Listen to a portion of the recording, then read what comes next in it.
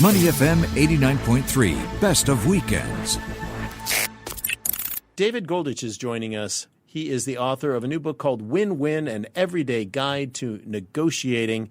David, welcome to Weekend Mornings. It's a challenge. Not everybody views negotiating as a win-win proposition. We can see in our current daily life in the news media, some people negotiate very much with a win-lose attitude. How do you, first of all, is that accurate? And secondly, if it is, how do you get around that if you're a person that wants to have a more positive outcome? Okay, well, that is completely accurate, and it happens at the highest levels, even places where you wouldn't expect it. I think you know what I mean. I won't say it out loud. I've lost a lot of friends already. But there is an approach, a mindset to getting the win-win. And it really came into being about 40 years ago, right about 1980. And it came out of Harvard and called the Principled Negotiation Approach. And the idea is, instead of having two people, each with their own agenda, each trying to solve their own problem independently, make it one problem with two mindsets, two viewpoints, and you collaborate to try to get a solution that's acceptable to both of us. That sounds because interesting. It has to be accepted.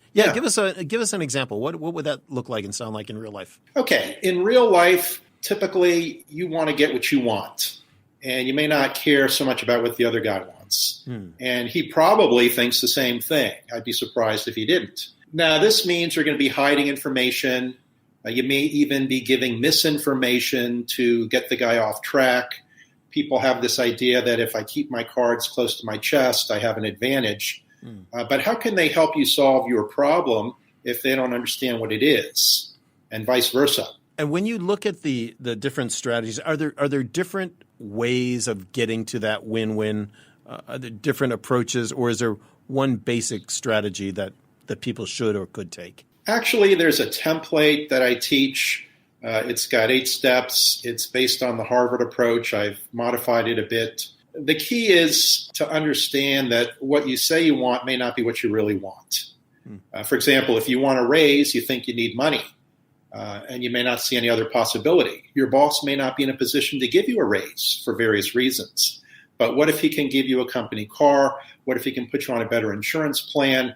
What if he can give you other benefits that are not a raise but can still help you accomplish your objective of maintaining your lifestyle? Okay, so we have to think a little bit more laterally, I guess, sometimes. Give us an example of can you quickly run us through those 8 steps, what those look like? I don't think we could do that all in one day. I can talk about a couple of them. Give us maybe the top 3. How's that? Top 3. Okay, first of all, you want to understand what are the currencies. What do you have that's of value to the other side? And what do they have that you would like to have? They may not even know what you want. And a lot of these are intangible. It could be emotional or ego needs. It's not just money or more of the product or service that you're talking about. So understand the currencies. Second, you need a plan B, a backup plan, because if I can't reach an agreement with you, I still have to solve my problem somewhere else. And maybe you do too. Right. You probably wouldn't even ask for a raise if you didn't have another offer already, right? It's a very difficult situation. But if you have an offer, if you know what you've got somewhere else, then you know you're going to get at least that much in this negotiation, and that gives you a lot of confidence. And the third thing I would say is confidence. Just believe in yourself. If you're prepared, and really negotiations are won in the war room or the situation room, not in the boardroom. It's about planning. And when you're planned and prepared, you study the situation, then you're a lot more confident and you're more likely to get a better result. Talking with David Goldwich, the author of Win-Win, an Everyday Guide to Negotiating. I thought that you made an interesting point there, which is we often try to look at the currency we have. How high is our own personal stock level, if you will? What do we have to trade or bargain with? And do people take enough time to look at their own or evaluate their own kit of things that they have that are valuable in a negotiating process. For example, the fact you've been a good employee all your life, you know a lot about the company, you've maybe had good success with clients, maybe not awesome, but it's cheaper to keep you in the job and upgrade you versus bringing in somebody new. Things like that. Do we take enough time to evaluate what our own strengths are? Most people don't. They think about, what do I want? And they don't really think beyond that. They don't look for unusual possibilities. And sometimes they're obvious, sometimes they're not. You just have to be open to see them. I'll tell you a funny story. This happened years ago. I was at a Cheap Trick concert. Oh. And the guitar player that was quite a few years ago. Yeah. And the guitar player has a habit of throwing picks out into the audience as he's playing. Okay. And I didn't get one. I wanted one. After the show, I went up to the stage looking for one. I talked to one of the roadies, and I said, do you have any more picks? He said, sorry, dude, they're all gone. And he's coughing his lungs out. So now I've got information. He needs something. And I had a pocket full of cough drops, and I thought, this guy might need this. And so I made the offer. He went and found me a pick. And I got what I wanted for very little value because I had plenty of cough drops at home. Yeah. And he got just what he wanted, and it wasn't even his pick. It was somebody else's. He stole it. Isn't that funny? Oh, my gosh. Pocket full of cough drops. Always have one. That's your hack for the day. Yep. David, when we look at the other side, the corporate side, whether it's a product or whether it's a service, is there a difference in the way we need to think about how we structure our negotiating? Are there differences in the way that that's done? Pretty much not.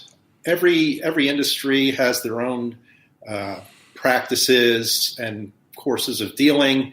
So there are some differences that are specific to your industry or maybe even to the particular subject of the negotiation. Certain products are treated differently.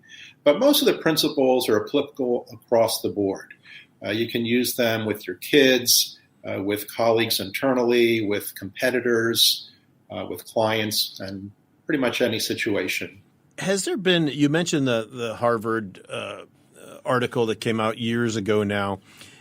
And we know that there are different negotiating styles. People get to the end of the road different ways. Are we seeing more of a move, though, toward people generally trying to find the win-win? Or is that still not necessarily what all people want to, how all people want to end the negotiation? Is there a common belief structure around that? Let's put it that way. We're getting there. The problem is most people learn to negotiate from their boss on the job, who learned from her boss back to the age of the dinosaurs, even though, 40 years ago, things changed. Now we're starting to get a lot of awareness because you want to have the same relationships. It's hard to burn your bridges and find a new client when you can maintain that same relationship and do more business with that client. Even banks now, the banks, if you want to waive your fee, they'll let you do it without a problem because they value your business. It costs them a lot of money to replace you. So the need is apparent, but the techniques are not really that widely understood yet. Has this changed when we think of a B2C relationship, business to consumer, business to customer?